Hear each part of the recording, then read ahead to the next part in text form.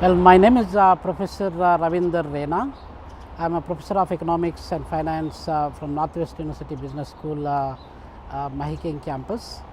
I have been here for the past 7 years in South Africa, but originally brought up and educated in India, that is Hyderabad is my place. This conference is a wonderful conference in terms of discussing about the practical aspects of the life and the death matters as well. Indeed, I was mentioning in my speech before yesterday that we got about 7.7 billion people in this world, and out of which all of these people are going to die in the coming 80 to 100 years time. So, we need a space. Now, we do have existing cemeteries in the world, including South Africa. The number of cemeteries we need to expand.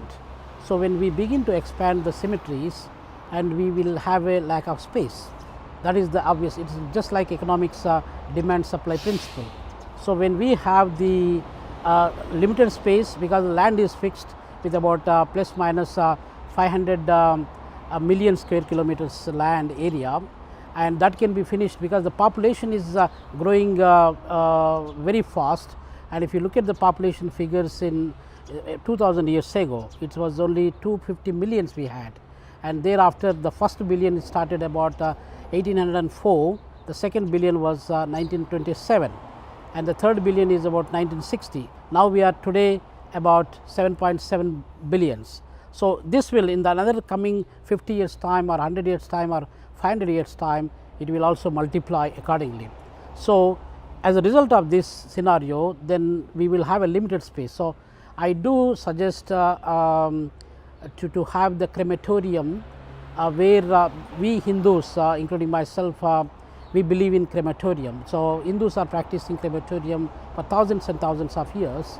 And so, I suggest we do have Muslim communities and Christian communities, Jewish community and all other communities across the globe, and we need to have healthy practices which are economically friendly and eco-friendly, which does not affect our environment, because we need to keep this environment for the coming generations that going to exist in this world.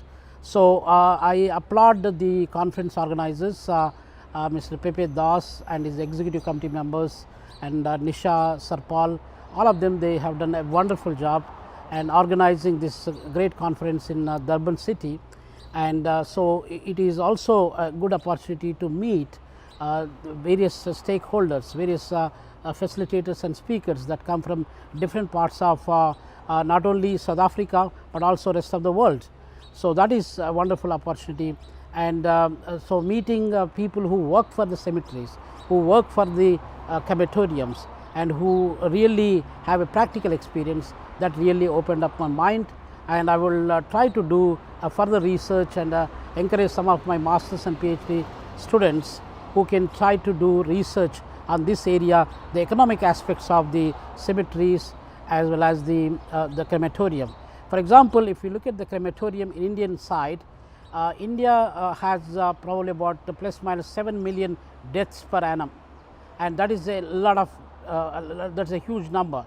And we do have a lot of Christians in India, about 68 million people of India, they are Christians, and more than 180 million people are Muslims. And then if you look at those entire scenario, the burials that are taking place, the cemeteries that are going to be built up in India is also going to be so huge. We will have a serious problem. India, although it is the 7th largest country in terms of area size in the world, but the space is only 2.1% of the total globe size. So, looking into this paradigm, in the coming 50 or 100 years time, Indian space also will be finished. So, therefore, I suggest that, and the existing crematoria of India, for example, we use a lot of timber, and the timber is basically like we have about 500 kilos to 600 kilos of timber that we use to bury or to burn one dead body. So, meaning that 7 millions times 600 kilos, that would add up to more than 60 million trees that India needs to cut down to process these funerals. So, therefore, the rituals, and then therefore, I suggest that we need to have eco-friendly, where we can use the solar powers, we can use the LPG gas, we can also use electrification and so on and so forth. So, that is how we try to use our resources efficiently, effectively, and then we protect our environment. Thank you very much for giving me this opportunity. Namaste everyone.